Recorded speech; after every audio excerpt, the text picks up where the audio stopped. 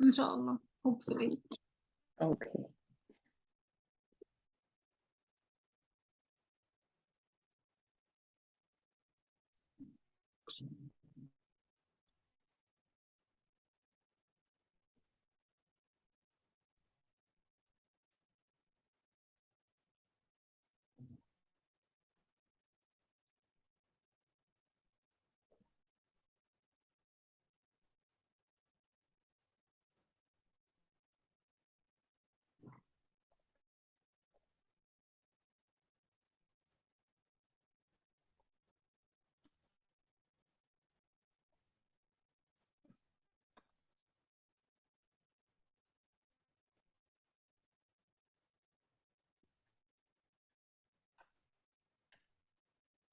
Okay.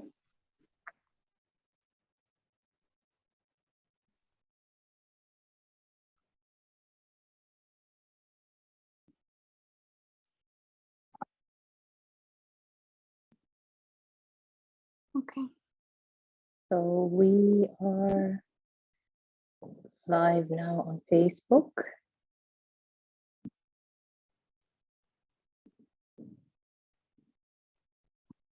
Yes.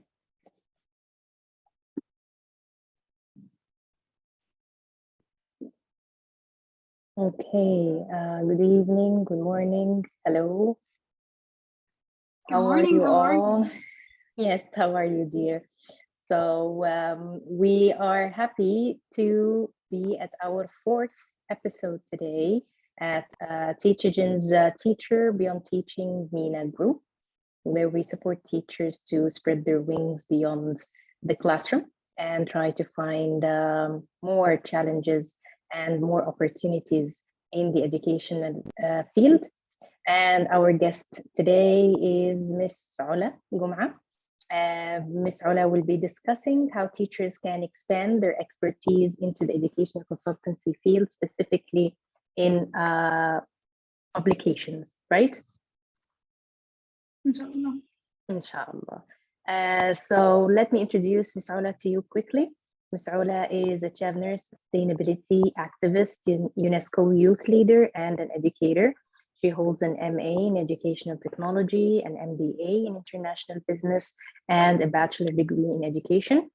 She has over 10 years of experience in multiple fields, including educational consulting in the publishing industry, business training, sales, instructional design, and a learning development expert.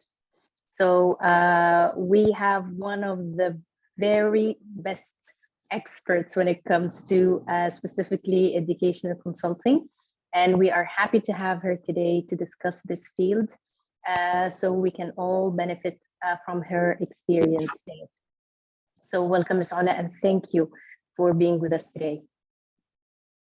Thank you, Isra. It's a pleasure. Thank you for inviting me, and thank you for this amazing initiative for helping teachers and giving back to the teaching community, which is basically one of the most fundamental pillars in developing any community overall. So thank you so much. Absolutely, absolutely. Thank you for being with us today. So if you can tell us a little bit about yourself, if you have more to share with our audience. Thank you. I think you've covered it pretty much in your introduction. Such an amazing introduction. I've always been passionate about education. So regardless of the certification and the experience, I think I've always had this belief that education is one of the field that once you join, your development and your success is no longer just personal. It's no longer about you personally succeeding, but the more you succeed, the more you help others succeeding, because you're transferring knowledge and skills to whether young generation or in the field of learning and development. You're helping youth or university students or whatever to develop their own skills in order to become more active and more engaging in the community in a beneficial way. So this is basically what drew me to the education field. And you can see from the diversity of my background that mostly it's always connected to education, whether on a corporate level or on a formal education level.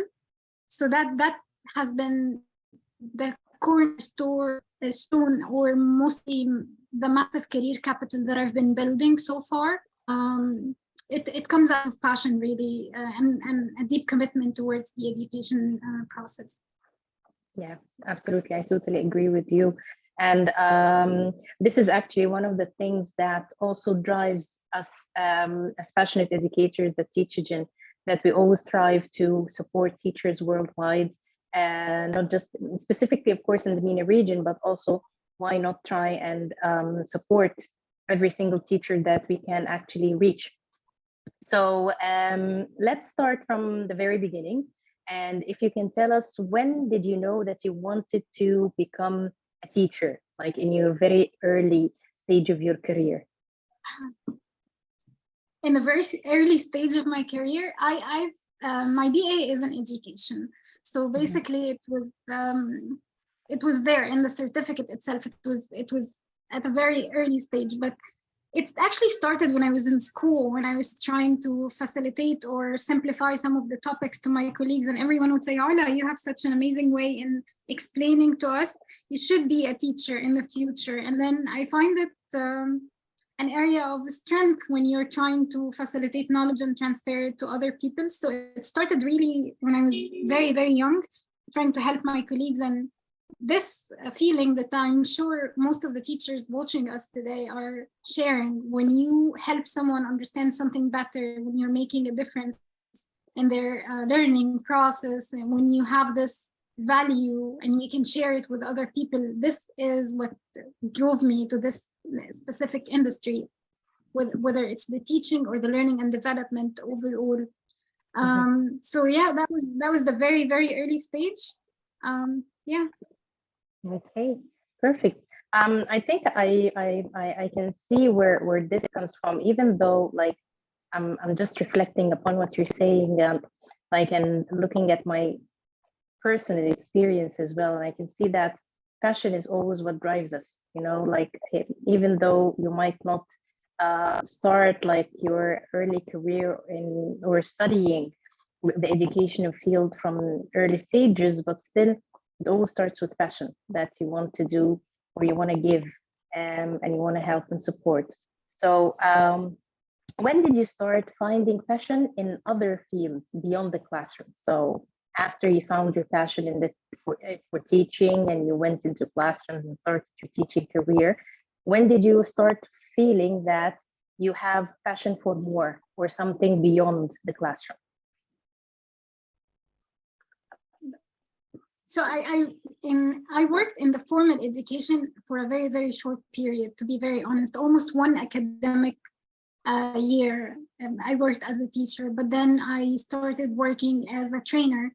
And this is where I started to see myself learning more from others, as well as teaching and providing or instructions to other people. So my very, very first job was in the sales sector, and then I became a sales trainer and a soft skills and business trainer.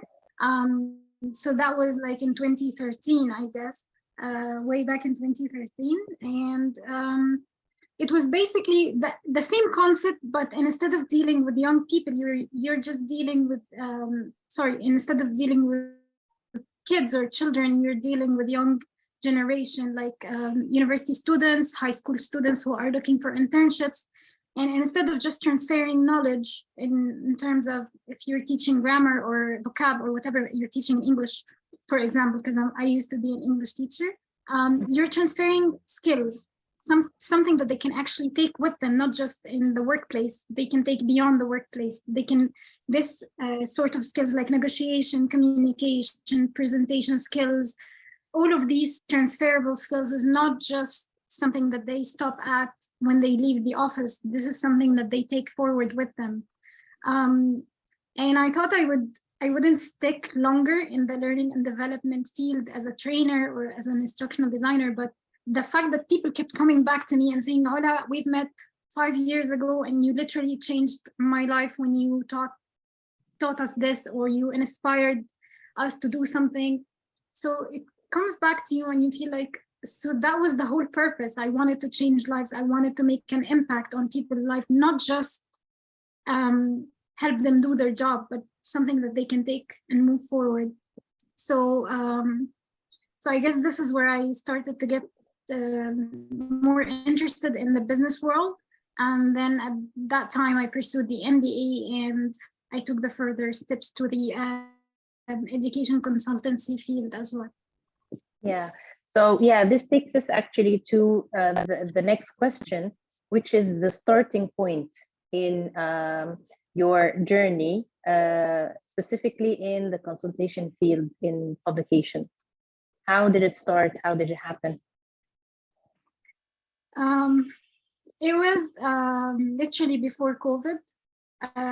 Such a good time, and now it feels like it's forever away. We cannot even remember how life was before COVID. But what happens is I was looking to move on beyond the just learning and development, and I wanted to go back again to the formal education. So previously I was a teacher, and as a teacher, you know the pedagogy, you know the things that you need in the classroom, you know what kind of material that would make your students' life easier, that would make your life as a teacher easier. So going to the publishers, like there are big names in the industry, like you have, for instance, in English, you have Macmillan Education, you have Cambridge, you have Oxford, and there's multiple names in the publishing industry overall. So what we do is, as an educational consultant, you go back to the teacher and you ask them for their needs, and you try to transfer this kind of needs to the publisher and provide the best material that suits the teacher in order to help them through the process of using the material. What do they need? Is it beneficial or not? Do the resources cover the skills that the students actually need? And then you transfer back and forth between the publisher and the teachers, and you act as a cornerstone, not just transferring the material knowledge, but also helping in the teacher development process. So yeah, that was the starting point in the publishing industry. And it's basically just transferring the kind of expectations from a teacher. What do they need to find in a textbook? So having this as a trainer and as a salesperson as well, because you would need some sort of a negotiation and communication skills in order to be able to get the best value out of this conversation between the publisher and the teacher as well. Yeah. This actually was something that I was always curious about. Like, what is like the role of the consultant in the publishing companies or the educational publishing companies? Like, so you've mentioned that it's like gathering the data and the expectations from the teacher and taking them to the publishers where they can actually take it in consideration while preparing the material for their books and so on. But are there other roles like related to this field? Of course, you have. So, well, basically you act as a salesperson, but not in the aspect of I'm selling the book. Again, you act as a consultant to the teacher. So your priority is to get the best material to the teacher to use, and you act as their consultant throughout. Because you have, nowadays, the material is not just the books, right? It's not just the books. You have the platforms, you have the educational digital aspect, you have sometimes applications, you have different resources. So as a teacher, you get overwhelmed as of how do I apply all of these resources inside of my classroom? How do I make use of all of these resources? And as a teacher, you get overwhelmed using all of them. Sometimes teachers opt out to choose one single resource out of 10 because they don't know what to do with the rest. And this is the role of a consultant at this point. My role is not just to give you the book and convince you to use this publisher edition instead of other one, but my role as a consultant is to keep you, to stay in your life as a support, as a consultant, to help you throughout the process. Which material do you use? How do you do this? If you encounter a technical aspect, if you need a teacher training on a new edition, and again, the aspect of transferring the expectation. So if we have a certain edition, and this edition is not covering all the needs, let's say in English, you need more storytelling in the book, you need more literacy aspects, you need more exercises related to a certain unit that the student doesn't get the best value. So you tell the consultant that, and in the next edition, the publisher work as hard as they can in order to cover the needs, because our main priority is teacher and student benefit in this loop. Yeah, exactly. Yes. And it's important to have to know that there is someone who can actually transfer the teachers and the students' voices to these publishing companies, because when it comes to books, it's as you've mentioned, sometimes it's not the only resource, but again, it's important to utilize it to the max. And as a teacher myself, this is something that I've been struggling with in many books. Like, there are some activities that are actually there, but they are just there, to fill pages, to have a bigger book. But sometimes you would think, like, what were they thinking when we did that activity? Like, sometimes you feel like it's not up to the level, or maybe not appropriate at this stage of the lesson. So it's important that you have such a link between the teachers and the companies, the publishing companies, that could actually help them in closing this gap as much as possible. So perfect. What was your trainings in this field? Are there specific trainings or courses, or somewhere that you've went to, or a certificate that you've taken that helped you to get into this field? So basically, it was an accumulation of experience alongside certification and degrees overall. So you've mentioned in my introduction that I'm an MBA holder, and previously I worked in sales, and I previously worked as a teacher. So having the sales experience is important. Having an education master's degree is important. It doesn't have to be a master's degree. You can also have like the CPT or one of the teaching certificates as well, because what you need is to be able to know how to act as a teacher in a classroom in order to transfer the knowledge. And as I mentioned previously, one of the roles is to act as a teacher trainer in the process of teacher development. You wouldn't be able to do this if you're not qualified as a teacher yourself, right? So the starting point is already there with all our audience. They are already teachers. So you have, let's say, 50% or even 70%, depending on the person experience. And then you might need a good presentation skills, of course. So a good course in presentation is essential, because that's 90% of your work that you're going to be presenting, whether presenting the books or the material or presenting a training for teachers.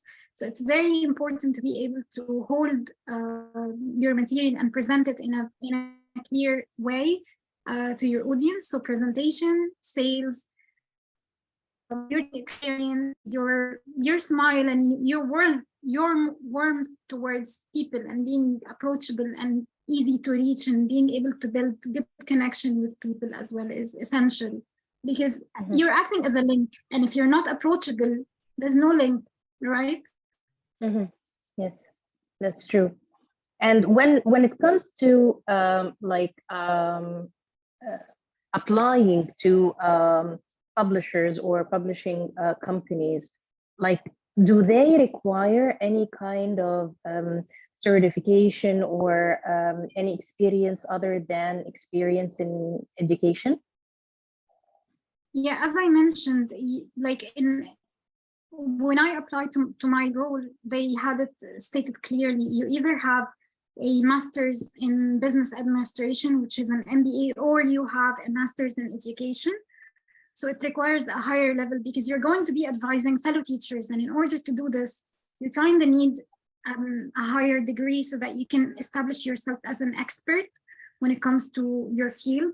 So yeah, I think that's you have the CELTA as well. So the CELTA is one of the criteria, and of course you have the Delta if either or. So these are the kind of certification that you would find listed on the job description before applying. Yeah, because it's good to know, like, whether you're ready or you have it all, or you need to have some kind of preparations before applying to such a job.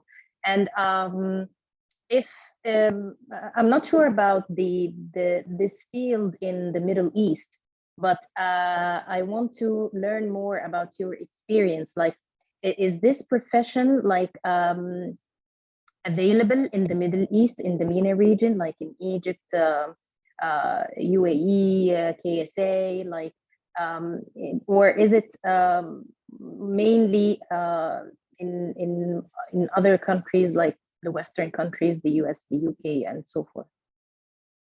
No, it's absolutely available in the MENA region, actually. And it's very important because in the MENA region, this is, at least I'm going to talk about my experience as an ELT education consultant, which is English learning and teaching.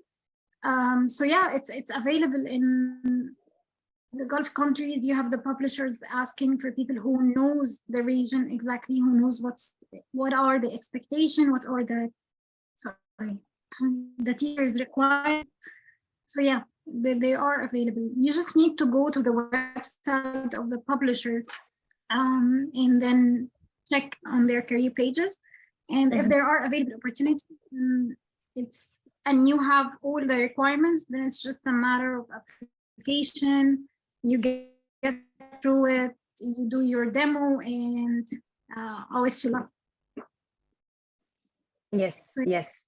Yeah, yeah. It's you know, like asking these questions can help familiarize the teachers with the process and the requirements and where to go and what to do. You know, if they ask for like, or pursuing such career. And I'd like to know how does this field affect the learning in the classroom? Like, of course, you mentioned earlier that the students, when you have like the teacher's point of view about the books and what to do and what not, but does that actually have a tangible effect on the students' learning? Like, are there any research that's been done, like regarding this? Like, how does the educational consultation help or support in better student learning? Okay, to be honest, I haven't had any exposure to a kind of research that would answer this question specifically, but I can answer it from my experience. Yes. So then I want you to imagine that this process is a kind of circle. So it starts with the teacher and it ends at the teacher as well. So you have the teacher, you have the material, and then you have the student, and then you have the educational consultant and the teacher again. So what happens is I recommend a certain material for you, and then I explain to you how to use it in order to get the best out of it. But again, you as a teacher in the classroom, this is your impact. What you're doing is you're taking it a step further of how do I use this in order to enhance the education process in the classroom. As an educational consultant, you do not teach in the classroom. You only help teachers utilize the material in the best way. You provide insights, you provide webinars, you provide an opportunity for teacher training, because it's not just you in the publishing company, right? You have so many departments that help enhance the education process overall and enhance the experience of the teacher and the students. So as an educational consultant, you don't get to deal with the students at all. Like your main experience is with the teacher, basically, and sometimes with the entire teaching staff, entire teaching department, where we hold trainings and help teachers get familiar with the material, know what's new in the industry, and then invite them to training related to enhancing their practices and pedagogy in the classroom. But again, how does this translate into the classroom, into action, is basically up to the teacher. I can sit here and talk to you about the best practices forever, but if you're not going to take these best practices and actually do them in the classroom, then it's not going to happen. Yeah. So it's just a link between the teacher and the material and the students. Yeah, absolutely. And one more question when it comes to your own personal experience, like when you've taken your MBA, when you've taken your trainings, which was more beneficial to you, the trainings that you have just taken, or the experience that you had um, um, outside, like the training part or the certification? This question uh, is a difficult one to answer, to be honest, because again, accumulation. I can hardly separate my education from my experience, but I would say that definitely having the MBA gave you the solid foundation to act on it. Experience is much more enjoyable, much more effective, because what happens in real life is what provides you with actual case studies that you can learn from them and you can move forward with them. But they complement each other, Isra, really. Like that's what happens. Not one element against the other, I guess. Yes. So yeah. So at the end, it's like a mix of both. Like when you have like the experience that you get from both parts is what gives you the what it takes to excel in this field, right? I think so, and it's an evolving process. I would never like say I have it all. Now I know everything. I'm the best one, and I know I can't ever claim that the education or the experience or the learning process ends at any point. We are in an evolving world, and if you're not always learning, always developing your skills and your masteries and learning from others, like I remember that taking the feedback from the teachers and learning from them all the time is what makes you able to give back as well. Like you can, one of the initiatives would be establishing best practices in the market for teachers. Like I remember while working, we created some sort of a platform for teachers who are using a certain book, and they would share best practices using the book. And then this best practice would transfer from a school to another. And this helps even you as an educational consultant carry it forward to other schools and other teachers. So you have your education, you have your experience, and above all, you have this growth mindset that allows you to learn always from everyone. Never act like, okay, fine, I'm done. I have my education, I have my experience, so I'm all set. You could be, you should keep learning anyway. So yeah. Yeah, absolutely. I totally agree with you, because I think the educational field is nonstop. It's always, as you've mentioned, it's ever evolving, and even with the emergence of educational technology field specifically, also that you always have something new, and the generations even that you're teaching, that their habits, their interests change constantly, which forces you as a teacher, as an educator, to be like following this change and seeing where it goes, and change your tools or your methods or techniques even in teaching with them. So what would be your advice for teachers who want to become consultants for publishing companies or in the field of educational publications beyond the classroom? So what would be the steps that they should follow? What would be the resources that they can look at, either for trainings or even for applying? Thank you for this question. I would suggest for teachers to start with having the CELTA. It's a popular certification, and it definitely adds up to you as a teacher overall, regardless of what's your next step.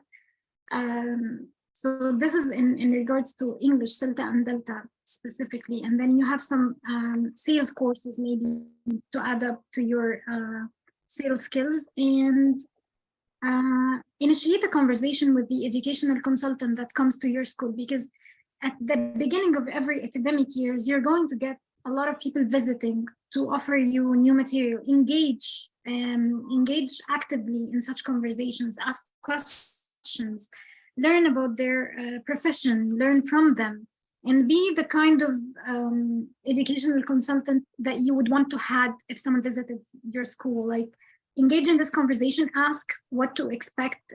Don't just take my word for it, ask other people as well, because you have an unlimited resource. People are visiting at the beginning of the semester, at the beginning of the academic year, in the middle of the academic year, and in the end of the academic year. These are the times when people come to ask or to provide you with material.